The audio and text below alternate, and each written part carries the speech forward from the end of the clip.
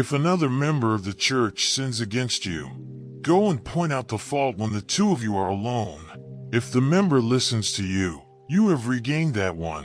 But if you are not listened to, take one or two others along with you, so that every word may be confirmed by the evidence of 2 or 3 witnesses. If the member refuses to listen to them, tell it to the church.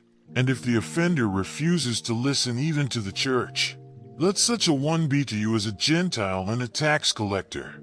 Truly I tell you, whatever you bind on earth will be bound in heaven, and whatever you loose on earth will be loosed in heaven. Again, truly I tell you, if 2 of you agree on earth about anything you ask, it will be done for you by my Father in heaven.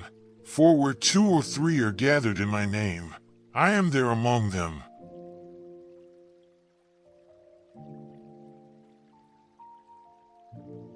I had a falling out with my best friend in college over something that seems ridiculous now. He borrowed my car and returned it with an empty gas tank. I was furious, but instead of talking to him about it, I complained to everyone else. I told our mutual friends, posted passive-aggressive social media updates, and basically made sure everyone knew how inconsiderate he was. The friendship never recovered, and looking back, I realize it could have been solved with a 5-minute conversation.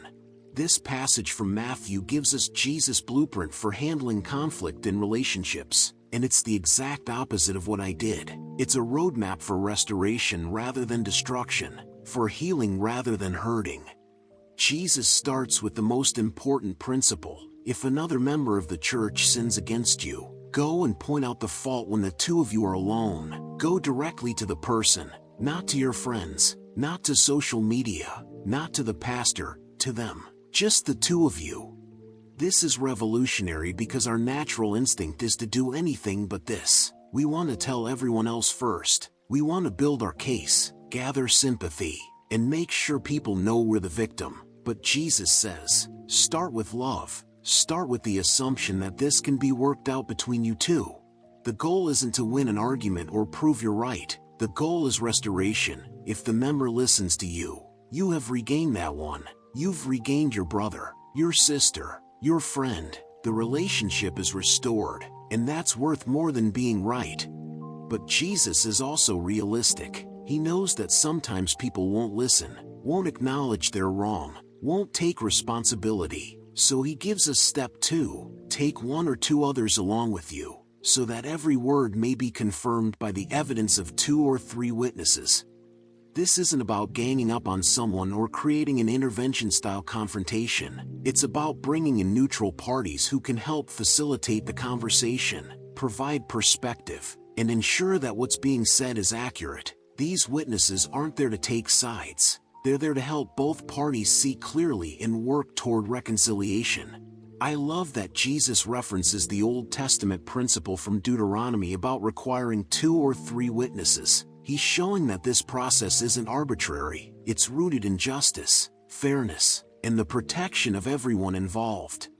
If that still doesn't work, Jesus gives us step 3. Tell it to the church. This is where the community gets involved, not for gossip or drama, but for accountability and restoration. The church, the community of believers, has a responsibility to help its members work through conflict and maintain healthy relationships. And if even the church's intervention doesn't work, let such a one be to you as a Gentile and a tax collector. Now, this sounds harsh until you remember how Jesus treated Gentiles and tax collectors. He ate with them, loved them, reached out to them, and welcomed them. This isn't about cutting someone off forever. It's about recognizing that the relationship has changed and may need time and space to heal. Then Jesus makes an incredible promise. Whatever you bind on earth will be bound in heaven, and whatever you loose on earth will be loosed in heaven. The church, the community of believers, has divine authority to make decisions about what's acceptable and what isn't, what's healthy and what's harmful. This isn't about controlling people. It's about maintaining the health and integrity of the community. But here's where it gets really beautiful. Jesus immediately follows this with a promise about prayer. If 2 of you agree on earth about anything you ask, it will be done for you by my Father in heaven. When we come together in unity, When we're aligned in our hearts and purposes, our prayers have incredible power. And then comes one of the most beloved verses in the Bible, "For where 2 or 3 are gathered in my name, I am there among them." Jesus doesn't require a massive congregation or a perfect church building. He just needs 2 or 3 people who are genuinely seeking Him together, and He promises to be present. This whole passage is about the power of community done right. It's about handling conflict with love and wisdom. It's about the authority that comes when believers are united. It's about the presence of Jesus in our midst when we gather with pure hearts. I think about my friend from college and wonder what would have happened if I had followed Jesus' model. What if I had gone to him privately and said, "Hey, I felt disrespected when you returned my car empty. Can we talk about this?" Maybe he would have apologized immediately. Maybe he didn't even realize what he'd done. Maybe our friendship would have grown stronger instead of falling apart. The beautiful thing about Jesus' approach is that it protects everyone involved. It protects the person who was wrong from becoming bitter and gossipy. It protects the person who did wrong from being publicly shamed before they have a chance to make things right. It protects the community from being divided by unresolved conflict.